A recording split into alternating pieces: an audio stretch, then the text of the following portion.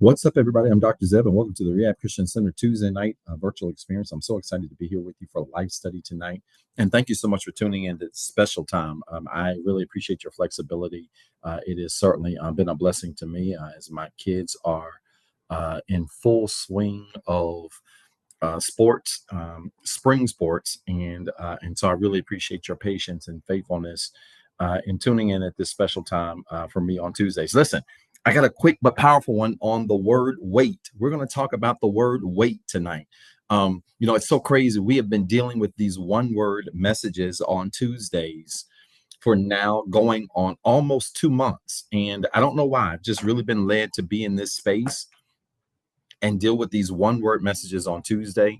And it's so crazy, man, how life works. I saw today that Dr. Charles Stanley passed away. And the reason why I mentioned Dr. Charles Stanley is because Dr. Charles Stanley is a man, a preacher, that especially when I lived at home with my folks in Martinsville, I would listen to Dr. Charles Stanley every single Sunday morning.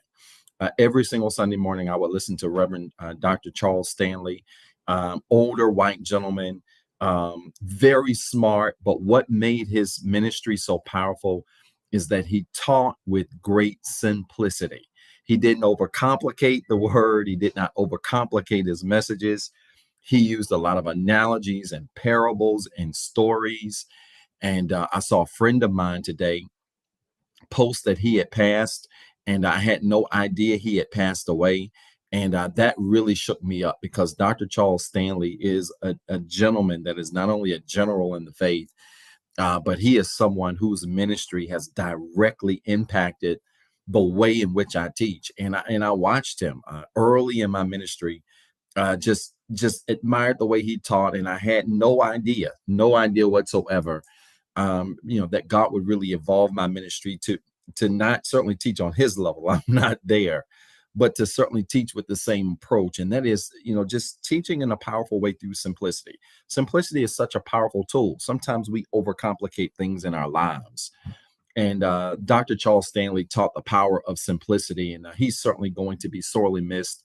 I'm going to miss seeing him on Sunday mornings. I would even recently now sometimes get up and just see him early on the television, especially when we were in the building, because I would have to get up a certain time to get out of here. And he would be one of the broadcasts that I would have playing in the background as I was getting prepared. And so we're going to miss Dr. Charles Stanley, but I want you to know he had a profound impact on my life. Never met him a day in my life, but the way in which he approached ministry and teaching through analogies and stories and very powerful, simplistic ways of making the word relate to life is certainly something that I admire. And I can't say I do it well, but I attempt to do it. And we're certainly going to miss him. Listen, I want you to like, share, subscribe on all of our channels. We're on all 3 networks tonight: Facebook, Instagram, and YouTube. We're back Instagram. Good to see you tonight. And I want you to like this video, start hearting it now, hit that @ symbol, start tagging people. I'm getting ready to jump right into this message. Type in the comments now the word wait.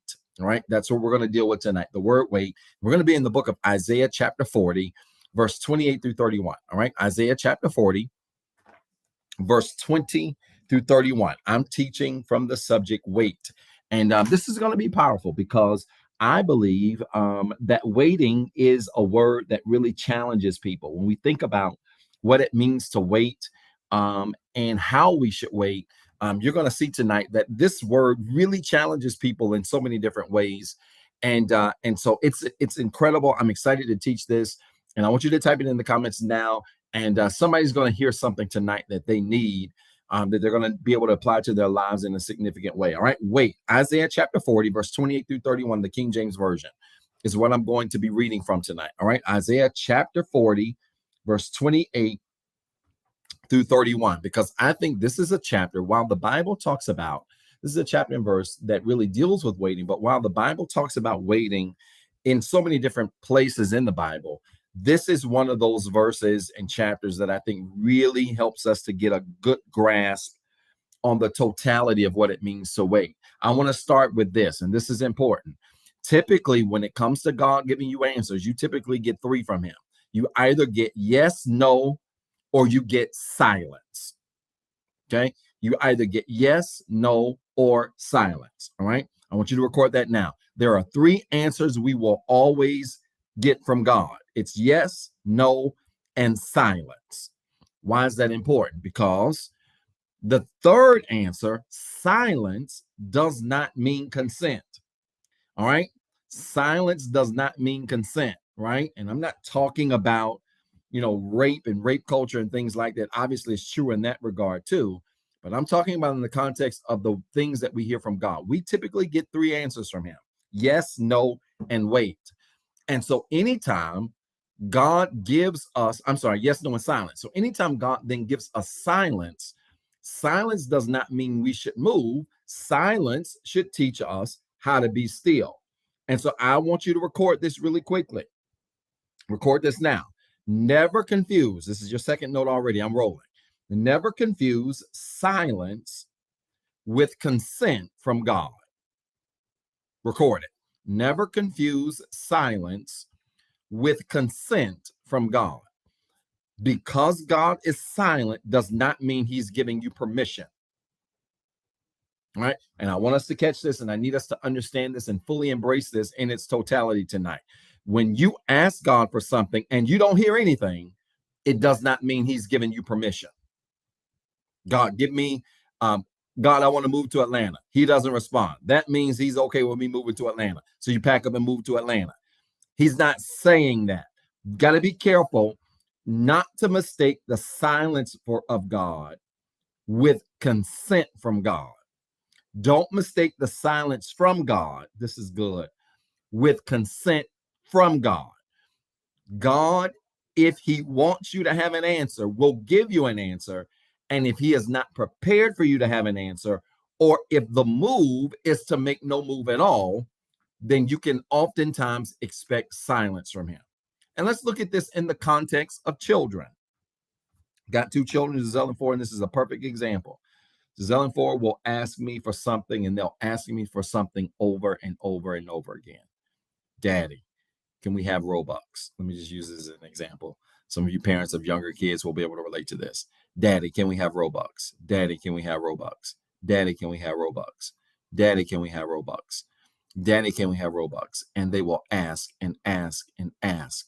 And one of the things that I've taught them through my response to them, not just in conversation, but through the way I respond to them or don't respond to them, is that if you ask me for something, it's not that I didn't hear you.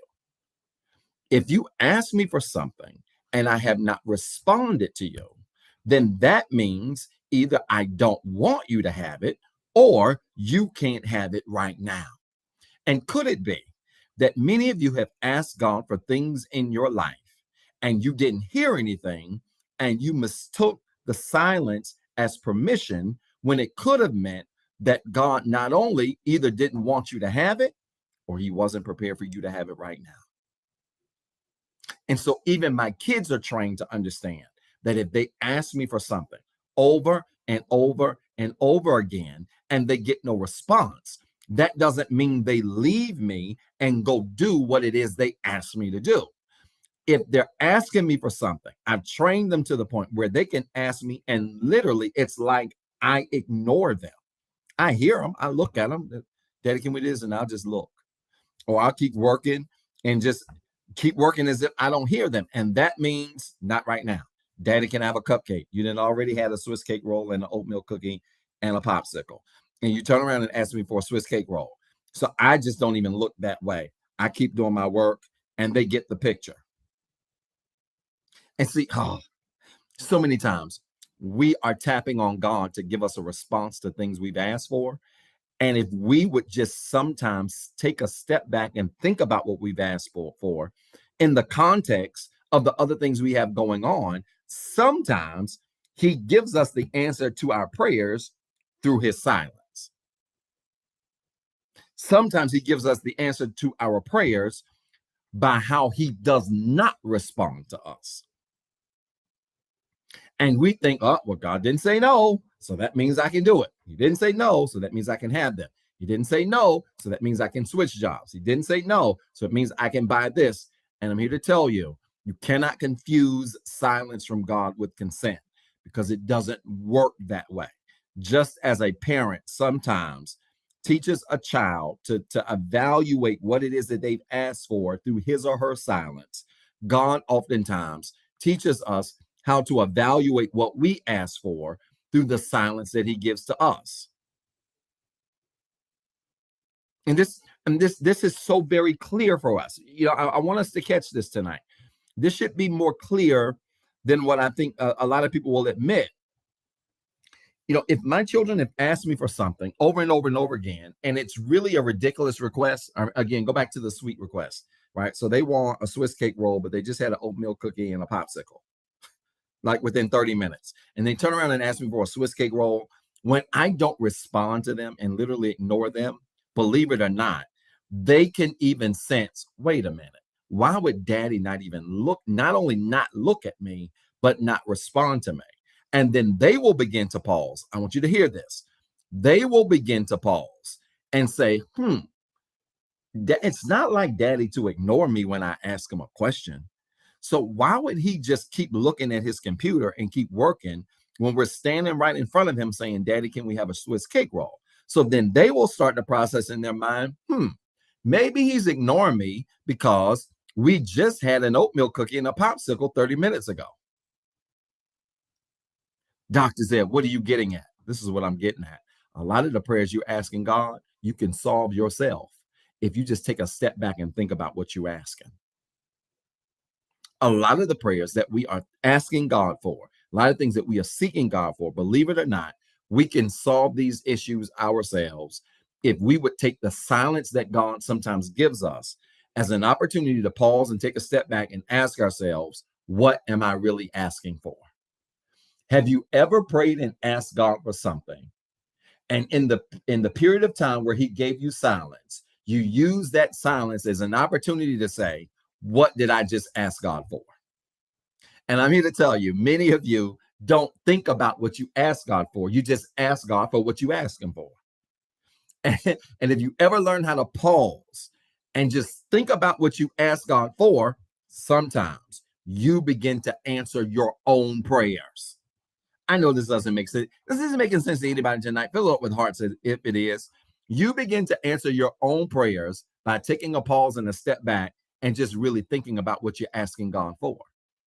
And the same way my kids realize, wait a minute, I don't need a Swiss cake roll when I just had an oatmeal cookie and a popsicle. I don't need a Swiss cake roll 30 minutes later. It's the same way you realize I don't need a job change now when I just changed job 3 months ago and I'm just having a little bit of turbulence. Maybe I ought to stay where I am. And maybe that's why God's not responding to me. And when I pray to him and ask him to give me a new job. Is this making sense? Right? So there's power in the wait. And this is what I want to teach you tonight. Look at this. Isaiah chapter 40. Y'all liking this video, sharing the video, hurry up and do it quickly. I've got about 15 more minutes. I told you I'm going to do 30 minutes strong tonight. Look at this. Thank you, Mother Brenda. This is a powerful message because waiting and the lack of waiting really messes up a lot of people. I'm going to show you. Look at this. Isaiah 40, verse number 28, King James Version says this. Hast thou not known, hast thou not heard that the everlasting Father, the Lord, the creator of the ends of the earth, fainteth not, neither is weary. There is no searching of his understanding. I want you to record this. A lot of people hate to wait because the silence frustrates them. A lot of people hate to wait because the silence of the wait is frustrating. Record it. A lot of people hate waiting because the silence of the wait is frustrating. You get frustrated. I'm in Isaiah chapter 40, verse number 28. You get frustrated when you ask God things and he either says, wait, he says nothing at all. And here you are wandering in life. When is my answer going to come? When is my answer going to come? And that period of time between the ask and the answer, which is the dead period where he ain't talking, is the period of time where people get the most frustrated because of the silence of the wait. And you cannot let the silence of the wait frustrate you, because Isaiah said in verse number 28, that while it may not make sense to you, watch this, there is no searching of the understanding of God. The reality is, if you could really understand God, you wouldn't need to pray. If you could really understand God, you would never get frustrated. If you could really understand God, then you would never be in a position where you would question why he isn't answering you sooner, why he isn't moving this, right? So Isaiah says, listen, have you not heard, have you not known that the everlasting God, the creator of the heavens of the earth, does not faint, he doesn't get tired, watch this, and there's no searching of his understanding, which means as much as you want to try to understand God, you will reach a period in your spiritual growth where the more you think you know God, the more about God you will find out you don't know. Are y'all listening? You will grow in your spiritual walk with God where you realize that the more you thought you knew about God, actually the less about God you actually knew. Why? Because the understanding and the depth of who he is so broad, right? You be thinking he gonna do it this way, he gonna answer this way, but I've just discovered that not only does God have a sense of humor, I really believe he has a sense of humor. I believe God always has a trick up his sleeve that literally you think he's coming through the front door, he ends up coming through the side door. For no other reason other than because he's God and he wants to. Right? So Isaiah said, part of the frustration with waiting and part of the frustration with seeking God for answers is attempting to understand him. And watch this. I want you to record this. This is going to make some of you upset. Your job is not to understand, it's to obey. Record it. Your job is not to understand God, it is to obey God. It didn't say understanding is better than sacrifice.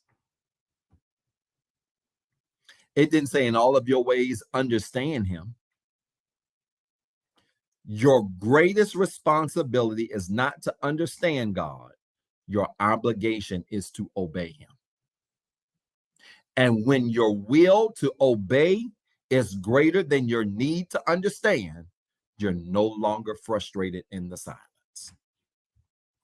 When your will to obey is greater than your desire to understand, you no longer get frustrated while you wait. When your will to obey, this is better than y'all saying amen. When your will to obey is greater than your will to understand, you no longer get frustrated in the wait. When your will to obey is greater than your need to understand, you no longer feel uncomfortable in silence. When you do ask him questions and he doesn't respond, when you do seek him for answers to things and he ain't making nothing clear, when your will to obey is greater than your desire to understand, your life changes. Why? Because waiting no longer becomes a place of frustration. Waiting becomes a place of enjoyment. Can I help y'all? Oh, I knew I was growing. Look at this. Verse number 29. I'm getting ahead of myself. Isaiah 40 and 29. Let me show you how I knew I was growing. Watch this. In Isaiah 40, 29, he says, he giveth power to the faint. To people who get tired, when you wait and you're getting tired, he'll give you power. Look at this. And to them who have no might, he increaseth strength. Y'all know how I know? Do y'all want to know how I knew I was getting stronger spiritually, how I was growing spiritually?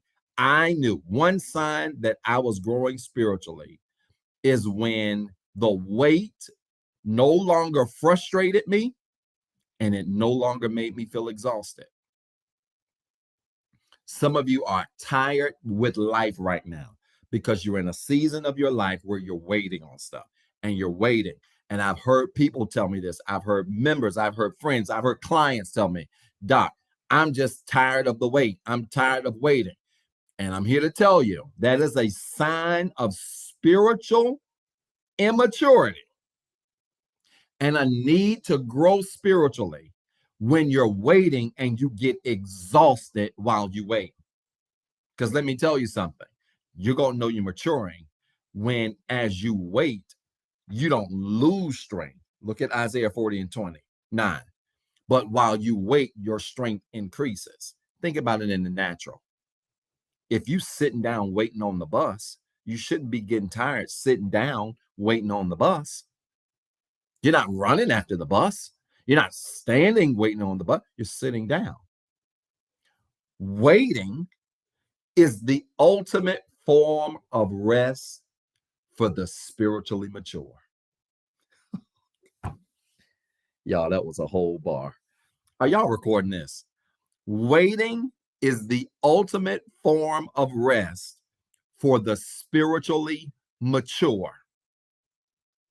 Golly, that ain't even in my notes. I gotta record that. Waiting is the ultimate form of rest for the spiritually mature.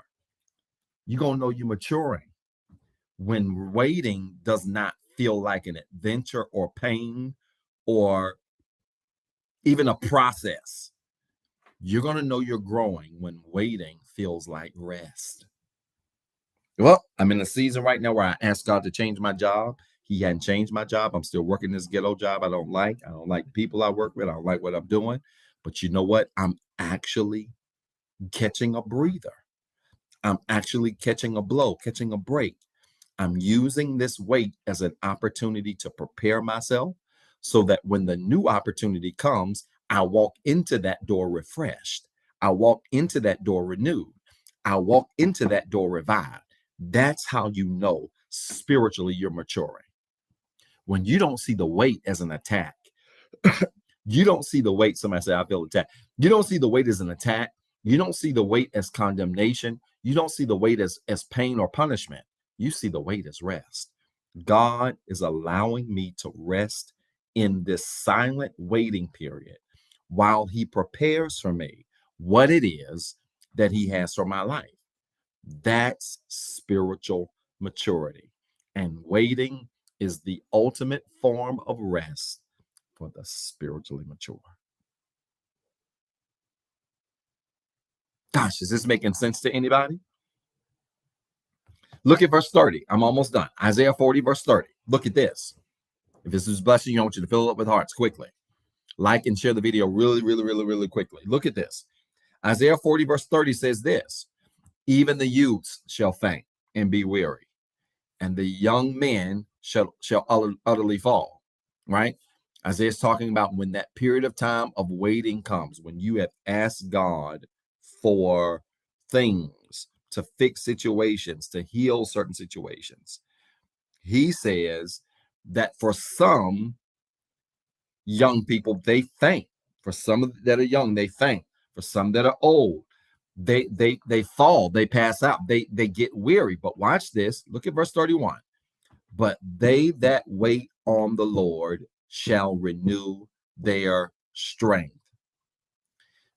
The strength that comes with waiting can only be found not when you're waiting on you, but when you're waiting on him. Y'all ready? I need to make sure this thing is on. Y'all ready? Is this thing on? Some of y'all are tired because you're waiting on you to figure it out instead of waiting on God to figure it out. That's another word. I need you to record it. Some of you are tired right now because you're waiting on you to figure it out instead of waiting on God to figure it out. And when you do what Isaiah says in Isaiah 40 and 31, stop waiting on you to figure it out and wait on God to figure it out, then all of that burden you putting on you, you say, you know what, this don't belong to me. I'm passing this to God. I'm going to let him handle that. And all of a sudden, waiting don't feel like pain. Waiting doesn't feel like punishment. Waiting doesn't feel like prison. Waiting doesn't feel like you're reaping something bad. Waiting actually feels like rest.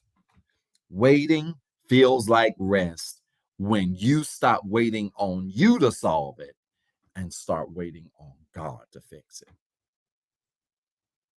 I don't know how much more plain I can make this tonight. Waiting actually feels like rest when you change who you're waiting on. And I hate to break the news to you, but many of you have been waiting on the wrong person for days, months, and even years, because you have put more strength in you. You have put more strength in people. You have put more strength in circumstances for things to be fixed. And I'm here to tell you that will exhaust you like nothing else when you are putting your strength and confidence in the wait on things other than God. When you learn how to wait on God, wait on the Lord, be of good courage, He will strengthen your heart. When you learn how to wait on God, then suddenly the weight of the weight, W-E-I-G-H-T, of the weight, W-A-I-T, gets lighter. The weight of the weight gets lighter when you put the weight on the right person. Talking about a tongue twister. Let me see if I can say it again. The weight of the weight gets lighter when you put the weight on the right person. And some of y'all carrying your own burdens, and you wonder why you can't sleep at night. You wonder why you got insomnia. You wonder why you can't get through the night and get some rest. You wonder why you have a hard time falling asleep at night, or you have intermittent sleep during the night. And that's because, whether you want to admit it or not, when you go to bed, you don't leave your burdens with God. You take your burdens with you. One of the things I've had to do in my own personal spiritual journey is I've had to learn how to disconnect from reality when I go to sleep. Ain't no need of both of us being up all night. Like, why should I be up when God got to be up? Let Him be up. I'm going to sleep. And I'm reminded of this sometimes. Sometimes I go to bed, I have things that are sitting on me heavy, and especially in this season. It's not bad stuff. There's a lot of amazing things happening in my life. But even with that, you'll have things just sitting on you. And I may doze off, but I'll wake up and say like 1, and then it takes me to like 3 o'clock to go back to sleep. Because even though I'm laying there, my mind is racing. My mind is wandering. My mind is thinking about tomorrow and the next day and the next project and all these things. And then I had to remember, it ain't my job to figure all of that out. My job is to rest in the wait. And some of you going to get your sleep back when you learn how to rest in the wait. Some of you are going to get your joy back when you learn how to rest in the wait. Some of you are going to get your strength back when you learn how to rest in the wait. Some of you are going to get your courage back when you learn how to rest in the wait. Some of you are going to get your confidence back. Oh, I don't have time to deal with this, but let me tell you something funny that I've discovered. When your confidence, when you are trusting in the wrong things and wrong sources for answered prayer, whether it's yourself or other people, instead of putting that trust on God, that can literally destroy even your confidence. Some of you don't even believe in you the way you should, because you've been putting too much pressure on yourself to solve stuff that you should not even be putting pressure on yourself for. Some of you are putting too much pressure, life pressure, on your shoulders for problems to be solved that really you should not be carrying. Those are burdens that God should be carrying while you wait. And the minute you figure that out, I'm telling you, you're not going to feel as exhausted. You're not going to look as tired. You're not going to look as burned out. You're not going to be complaining every other day, I need a vacation, I need a break. You know, that's a good sign. And I've been there. I know what it's like to literally every other day be looking at the calendar like when vacation day is coming, because I need a break. And that's typically a sign that while burnout is a real thing and rest is also something that we all need, when it comes down to that, where you're eyeing vacation and you're just wondering when you're going to get a break and you're stressed out about it, it's a really good chance that you're carrying things you have no business carrying. And you got to stop carrying them. Did this make sense, y'all? Huh? I'm done. This makes sense. I want you to fill up with hearts. For real. Don't fool me. This makes sense at all. You have to understand that rest The ultimate form of rest for the spiritually mature is waiting. When you master the art of waiting, you're sending a signal to God and to the world that I've reached a place of spiritual maturity where I don't carry stuff I don't have to carry. I don't let things weigh me down that don't concern me. You've got to get to that place. And when you do, everything in your life will start to shift. Listen, y'all, I want to pray for you quickly.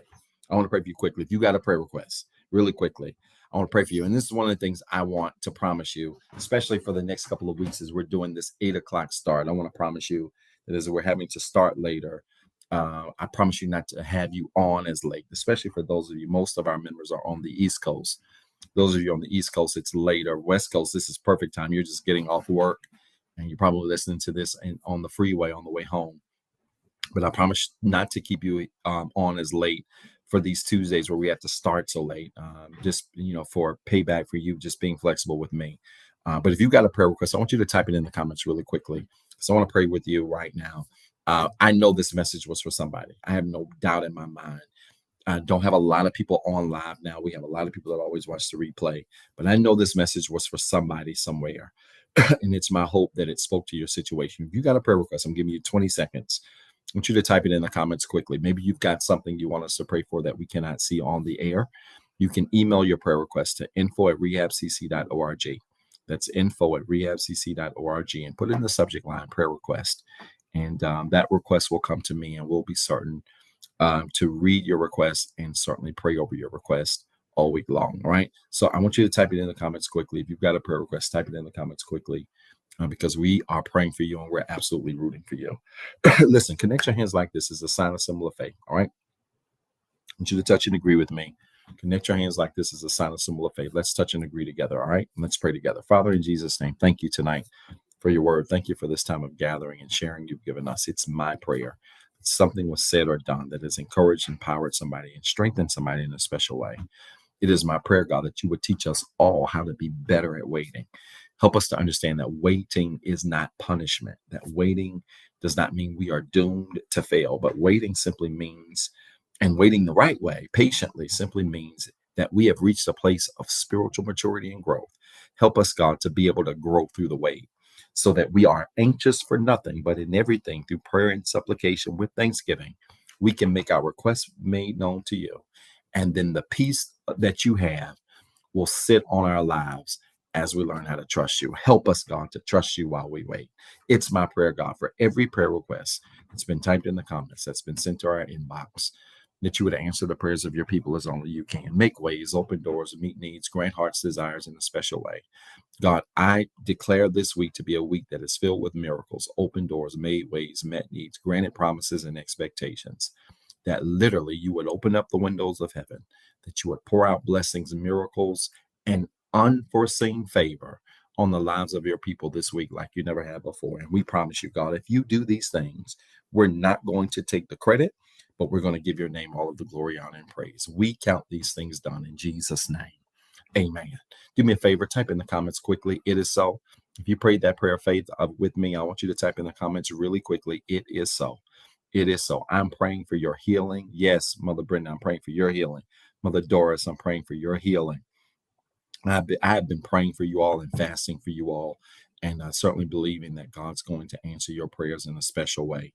And I want you to hold on to faith tonight. God's going to do it. Everything that he promised he would do and then some, and we believe him for it. Really quickly, if you want to give tonight, I want to challenge you to give. You should see the ways of giving on your screen. I want to challenge you to give. If this message, if this ministry has been a blessing to you, you can give one of three ways. You can give via CashApp, $REHABCCGIVE. You can give through our website, www.rehabcc.org. And simply choose online giving. Or you can text REHABWorks to 336-642-3210. That's REHABWorks to 336-642-3210. Again, you can give via Cash App, $REHABCCGIVE, our website, www.rehabcc.org. Choose online giving. Or you can text REHABWorks to 336-642-3210. And we believe that if you sow into this ministry, God's going to bless you in a tremendous way. And we're excited about it. Listen, quickly, don't forget the scripture for the week is Romans chapter 10. You should be reading Romans chapter 10 all week long, in addition to all of your readings. and make plans to join us exclusively on Instagram. That's on Instagram. That's at the Rehab Experience this Thursday, 6:30 a.m. Eastern Standard Time, for Explanation Thursday, where I'm going to talk for about 5 to 10 minutes on Romans chapter number 10.